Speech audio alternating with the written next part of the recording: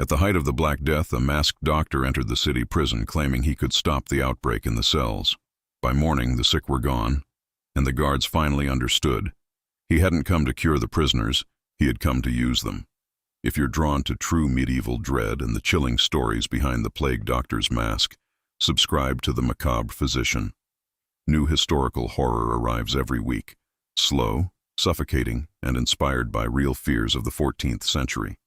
In 1349, the Black Death seeped through every crack of the old stone prison in Köpenick, where vermin ran freely and the smell of fever clung to the walls.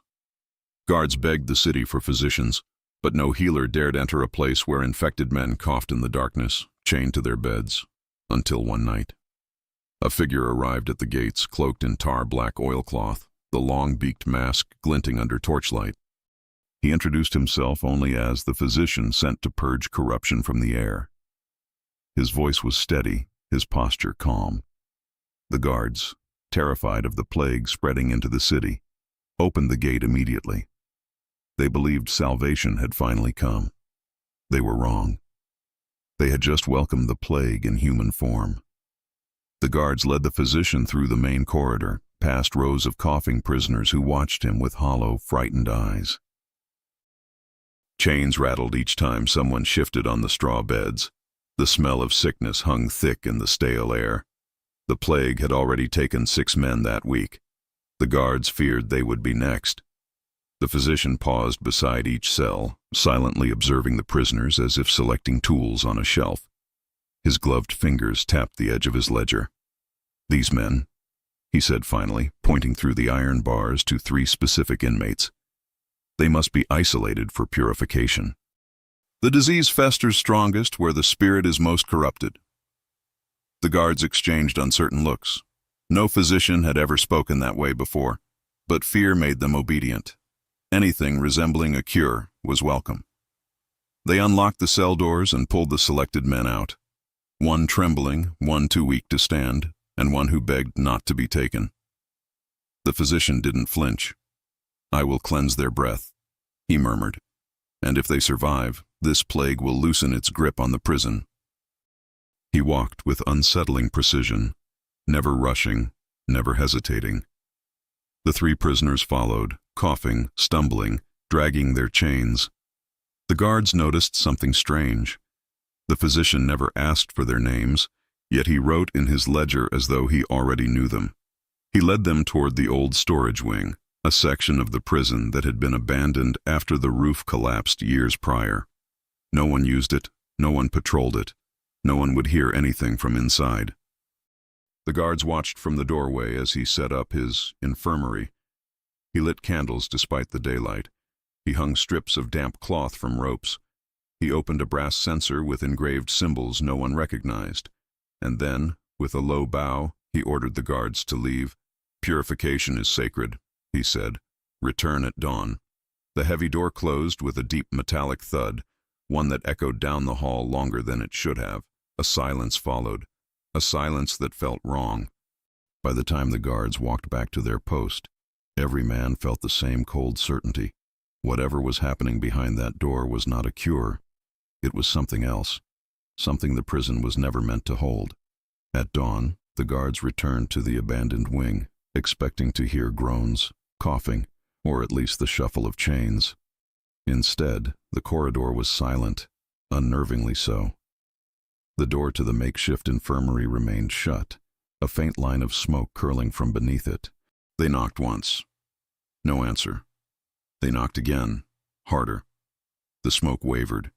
Finally, the physician opened the door just a crack, his mask emerging first like a predatory bird testing the air. "The process is delicate," he warned. "If you frighten the patients, the corruption will cling to them." The guards, intimidated and confused, stepped back. Did they survive the night?" one asked. The physician tilted his head slowly. "They are beyond suffering now." The words were meant to sound comforting, but something in the tone, a coldness, an emptiness, made the guard's skin crawl. Before they could question further, he shut the door again, the lock clicking firmly into place. Through the thin walls, muffled sounds drifted, metal scraping, the slosh of water, something heavy being dragged. The guards tried to reassure themselves. He's a healer, he's working, but every hour that passed twisted that reassurance into dread. At midday, the physician requested 3 more prisoners. Why those 3? A guard finally asked, pointing at the names scratched on the roster. I can sense who carries the deeper corruption. The physician answered calmly. These men are already marked. And so the guards obeyed once more. Fear of the plague was still stronger than fear of the physician. But one guard, a younger man named Albrecht, lingered behind. As the physician marched the new group into the ward, Albrecht noticed the straw on the floor near the threshold, disturbed, as if something heavy had been dragged across it. He also noticed smears of a dark, dried substance on the wall, too high for any rat. That night, the muffled noises grew louder. There were choked gasps, a series of dull thuds, the creaking of ancient boards. One guard whispered, "He's killing them." Another answered, "He's saving us." And then, as if sensing doubt, the physician opened the door. His silhouette filled the frame, tall, rigid, still. "Your prison will soon be cleansed," he said. "But purification demands sacrifice." He closed the door again. The guards stared at each other, shaken. None dared return to their post. None dared open the door. But Albrecht could no longer remain still. Something inside him, curiosity, fear, conscience, pushed him toward the truth. He waited until midnight, when the others were dozing. Then he crept down the corridor alone, following the faint smell of burning herbs mixed with something metallic. He pressed his ear to the infirmary door. A whisper came from inside, not the physician's voice, but the weakened voice of a prisoner. "Don't let him. Don't let him." Albrecht's breath froze. He stepped back. Something was terribly wrong, and the physician had no intention of stopping. Albrecht lay awake until the guard's snores faded into the kind of silence that swallows courage whole. His heart hammered as he approached the infirmary again. This time the smell was stronger, boiling herbs, burnt fabric, and beneath it, the unmistakable sweetness of decay. His hand trembled as he reached for the door handle. Locked. But the gap beneath the door, barely 2 fingers high, glowed with a faint, shifting light. Shadows moved across it, long and thin, like fingers. Then a sound drifted through the wood, a wet, deliberate slicing. Albrecht stumbled back, a cold sweat running down his spine. He had to know. He raced to the supply room, snatched a ring of old iron keys, and returned, each step echoing far louder than it should. The corridor felt alive, pulsing with a dread older than the plague itself. He found the key. The lock clicked. A breath of hot, fetid air washed over him. Inside, the infirmary was dimly lit by rows of candles, far too many, casting frantic shadows on the stone walls. Every bed was empty. The chains hung loose, swaying slightly, as if recently released. Bowls of herbs steamed at the foot of each bed, but the herbs had turned black, burned to ash. And then he saw the floor, a long, thick trail of blood, not fresh, not old, something in between, dark, sticky, and smelling sickly sweet. It led toward a curtain at the far end. "Hello?" he whispered, his voice cracking. Something shifted behind the curtain. Very slowly. He stepped forward, swallowing the rising nausea. Is someone alive?" No answer. Only breathing. Low, wet, ragged. He pulled the curtain aside. What he saw did not belong to any world shaped by God. A prisoner sat slumped against the wall, his wrists still bound in irons. But his chest, his torso, was split open, the ribs pried apart like the pages of a book. Something had been removed. Something vital. Yet the man's eyes were open. He was still conscious. His lips trembled, trying to form words. "He's taking pieces." Albrecht staggered backward, bile burning his throat. A voice behind him spoke calmly. "Curiosity is a dangerous corruption, Albrecht." Albrecht spun. The physician stood in the doorway, mask gleaming in the candlelight. Smooth porcelain, expressionless, inhuman. But this time, there was something on his gloves. Blood. Fresh. The physician stepped forward. "These men were already dying," he said softly, as if lecturing a student. "Their plague devoured them from the inside. I merely removed the parts the sickness had claimed." Albrecht shook his head in horror. No, this isn't healing. This is purification," the physician finished, "and it is not yet complete." Before Albrecht could flee, the physician raised one gloved hand. Something twitched behind the beds. Albrecht slowly turned his head. The empty infirmary wasn't empty at all. Shapes rose from behind the cots. Figures stitched, bound, repaired. Prisoners who should not have been breathing, standing again on trembling legs, their chests crudely sewn shut, their eyes clouded but watching. Watching him. The physician's voice drifted through the room like a prayer. "Those who survive my methods become vessels of the cure." Albrecht stepped back. The reanimated figures stepped forward. "Now," the physician said gently, "we begin your purification." Albrecht's back hit the cold stone wall as the reanimated prisoners lurched toward him. Slow, dragging steps that smeared blood across the floor. Their breathing rattled like broken bellows, stitched torsos rising and falling in unnatural rhythm. Some had eyes clouded with infection, others with milky blindness. Yet all of them saw him, felt him, reacted to him. "Stay back," Albrecht whispered, raising trembling hands. "Please, I'm not one of you." But they didn't understand. Or maybe they did, and that was worse. The physician moved with quiet grace, stepping between the bodies he himself had reshaped. "I always suspected you had the mind for medicine," he said, "but now I see you lack the stomach." Albrecht's voice cracked. "You butchered them. You carved them open while they were alive. You—" The physician tilted his head. "I saved what could be saved. Parts of them at least." The candles flickered at that exact moment, bending their flames toward him, as if the very air gravitated to his presence. The physician crossed the room and picked up a long metal instrument from a tray, a scalpel fused with something crueler, a serrated edge glistening dark red. "This plague eats the soul before it claims the body," he murmured. "To cure it, one must separate the corrupted essence from the flesh that still serves purpose." Albrecht shook his head violently. "That's not medicine. That's madness."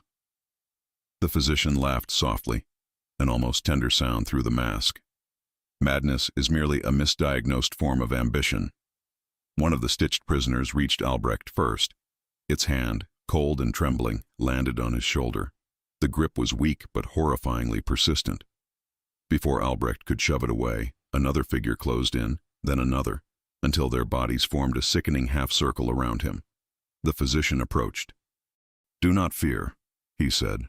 "You will not die. Not yet."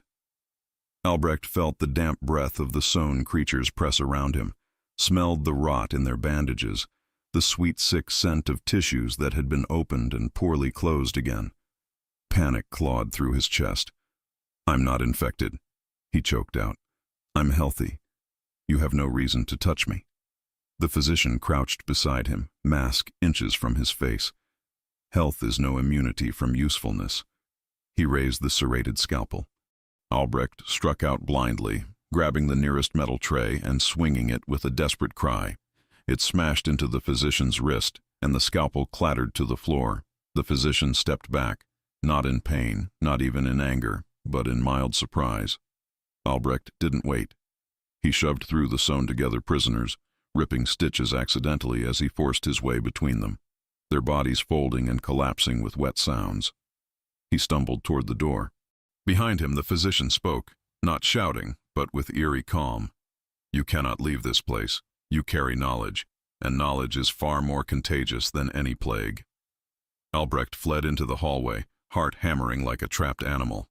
The corridor stretched before him, lit only by flickering lanterns swaying as if shaken by unseen hands.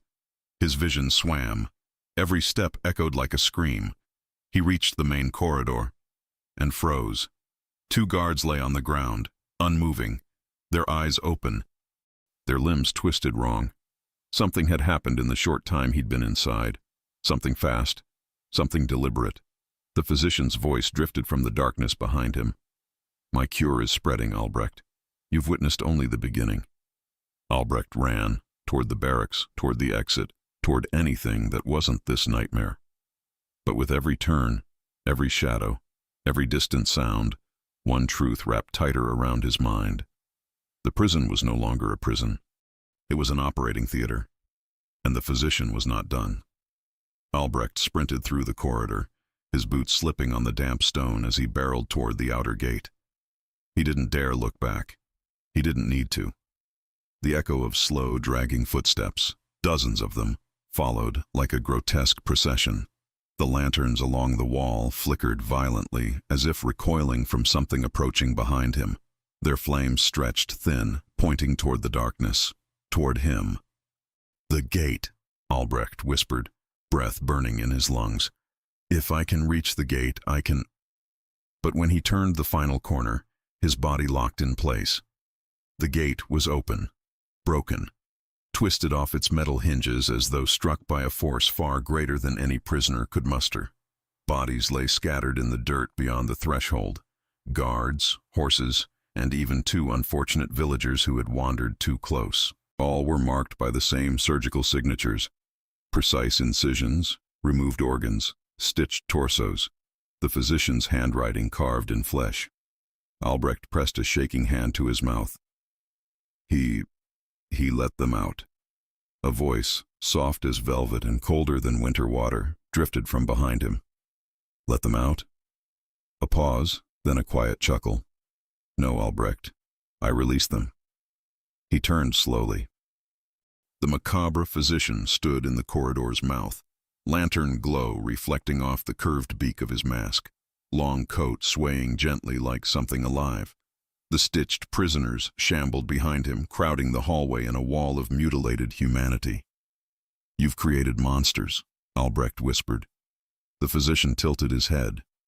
"I've revealed them." He stepped forward, boots silent despite the echoing hall. "These men were condemned long before I arrived. Thieves, murderers, deserters, souls society had discarded. I simply repurposed them." Albrecht backed toward the broken gate. "You're insane." The physician shrugged lightly. "Insane? No. Misunderstood? Perhaps." His gloved hand reached into his coat. "But you, Albrecht, you are a disappointment." Albrecht turned and bolted through the gate. The night outside was cold and vicious, wind cutting across the barren field like a blade. The moon illuminated the scattered bodies, twisted, mutilated, arranged in patterns that made no sense. He ran toward the forest, branches clawing at his face, his coat catching and tearing as he forced himself deeper between the trees. He didn't care where he went, only that he went far, far away. Behind him came the sounds, not footsteps, surges, jerks, spasms of unnatural movement. The reanimated prisoners were faster outdoors. He sprinted harder, lungs screaming, heart pounding in a desperate staccato. A root caught his foot and sent him crashing forward, dirt filling his mouth. He staggered up just as the first of the stitched horrors slammed into a tree behind him, splintering it. They were stronger too. He stumbled deeper into the woods until the trees opened into a small clearing. Moonlight spilled over him.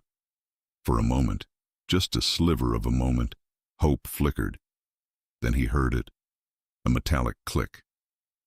The physician stepped into the clearing from the opposite side, the shadows bending around him as if they preferred his company.